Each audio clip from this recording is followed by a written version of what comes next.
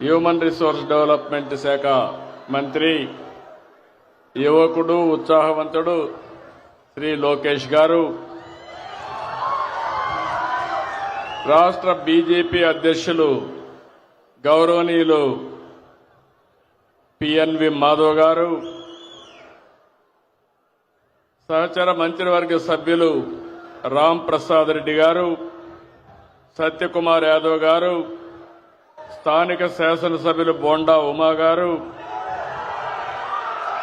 Vijayawada parliament సభ్యులు కేశినేని శివనాథ్ గారు, ఈరోజు ఈ కార్యక్రమంలో భాగస్వాములైనటువంటి ఆడబిడ్డ బెనిఫిషరీ లలిత గారు, ఇంకొక పక్కన ఇంకొక బెనిఫిషరీ శ్రీనివాసరావు గారు, ఈ కార్యక్రమాన్ని సమర్థవంతంగా నిర్వహించినటువంటి కృష్ణబాబు గారు, గౌరవ శాసనసభ్యులు శ్రీనివాస్ గారు, కలెక్టర్ లక్ష్మీషా గారు, అందరికంటే ప్రత్యేకంగా ఆటో డ్రైవర్లందరికీ పేరు పేరున మీ అందరికీ అభినందనలు, శుభాభినందనలు.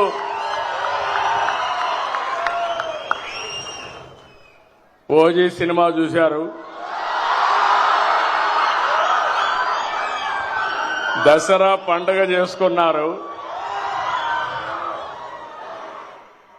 విజయవాడ ఫెస్టివల్ చాలా బ్రహ్మాండంగా జరిగింది,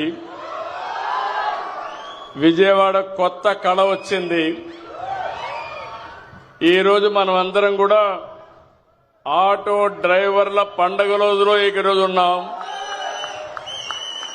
నిన్ననే ఆయుధాల పూజల్లో వాహన పూజ చేశారు, ఆటో పూజ చేశారు. అవునా కాదా అని అడుగుతున్నా. చేశామంటే చేతుల పైకెత్తండి. ఇప్పుడు మీ అందరూ ఒకసారి సెల్ ఫోన్లు చూసుకోండి. ఆటో డ్రైవర్లు డబ్బులు వచ్చిందా లేదా?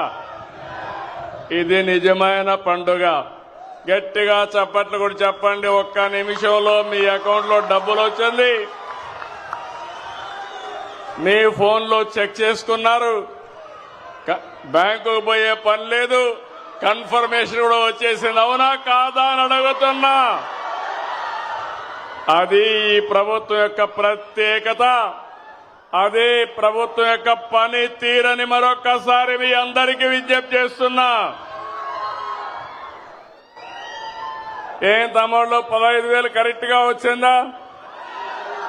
లంచాలు లేవు కదా, ₹1 ఖర్చు లేదు కదా, తిరిగే పని లేదు కదా. అదే టెక్నాలజీ.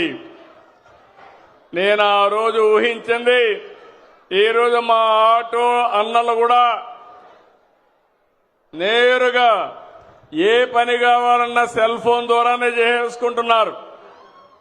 అన్ని కూడా పేమెంట్లన్నీ సెల్ ఫోన్ ద్వారానే పే చేస్తున్నారు. ఇది ఒక వినూత్నమైన అనుభవం. ఏం తమ్ముళ్ళు ఇలాంటి పండగ? I'm very happy. మీ ఫోన్లో వచ్చేసింది. గుడ్. ఇప్పుడంతా కూడా ఆఫీస్ చుట్టూరు తిరిగే పని లేదు. ఆటోమేటిక్ గా చెప్పిన రోజున చెప్పినట్లు పనిచేసే ప్రభుత్వం ఈ ఎన్డీఏ ప్రభుత్వాన్ని మరొక్కసారి విజ్ఞప్తి చేస్తున్నాను.